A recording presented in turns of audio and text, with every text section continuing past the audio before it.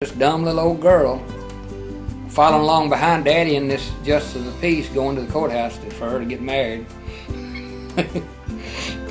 And then after they got married, I guess they went back to Grandma and Grandpa Murdock's house to spend the night. And so Grandma, being the thrifty person she was, she hung a blanket up between the two beds. See, they only had a bed over here and one over here, and they had their own bed in another room. And Uncle Bert and Uncle Gordon was in the bed, one bed, and Mother and Daddy was over in the other one, had the blankets in between them. Well, I remember Mama crying, but this is natural. I mean, it's what mothers do, I reckon. Walker and Ada were married on December 21st, 1927. Exactly 1 year and 1 day later, the first of their 7 children, J.W., was born. I guess you want to know, I was born in Hartsville, Alabama. My daddy had gone down there to fire the boiler and work, sort of night work, keeping the boiler fired at night at the Stone Lumber Company, which was right there, right at that time, it was right in Hartsville, Alabama. And they had built a little house for Mother and Daddy to live in.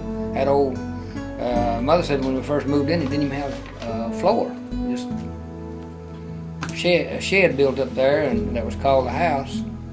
And later on, when they run a few logs through the mill and made a little bit of lumber, they put a floor in the house. But she said she couldn't remember at the time. One time I asked her if they had a floor in it when I was born, and she says, well, she couldn't remember. But she remembers that she didn't want to mess up the good bed, so she had me on the floor. And I got a good idea she wouldn't have had me on the floor unless they had a floor in it. So if it was rough sawn lumber the floor was made out of. Big brother, I think, was born on the floor. She didn't want to get the bed, anything on the bed. So there I was. Right off the bat, I started out in humble beginnings and humble surroundings in that sawmill shack. Ada, mother of 7 children, married at the age of 13, was truly a remarkable woman. She gardened, cooked, sewed, canned, and worked at a garment factory. And Ada did all of this without any of today's modern conveniences. She'd make a garden, and I remember helping set out tomato plants and onions and things like that. But she used to wash out, and people had black iron kettles, and they'd build a fire under it, and then they'd boil their white clothes, and to keep them white, and sheets and stuff like that. And then hang them up out in the sun, and everything to dry. And I remember that was you'd have to go in and had an old broom handle or something. You'd punch the clothes down, they'd boil up. You'd punch them down in the water, and that was quite.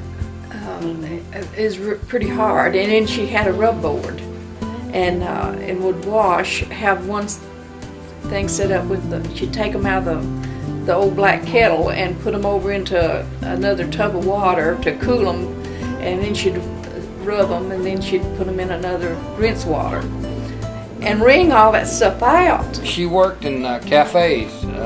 She always liked to cook.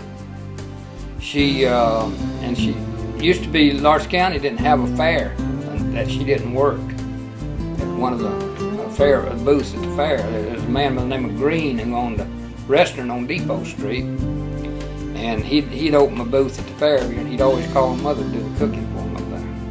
She worked there, and then of course later on she worked at the school cafeteria, I think at Trockett, and she also worked at the shirt factory in Lawrenceburg.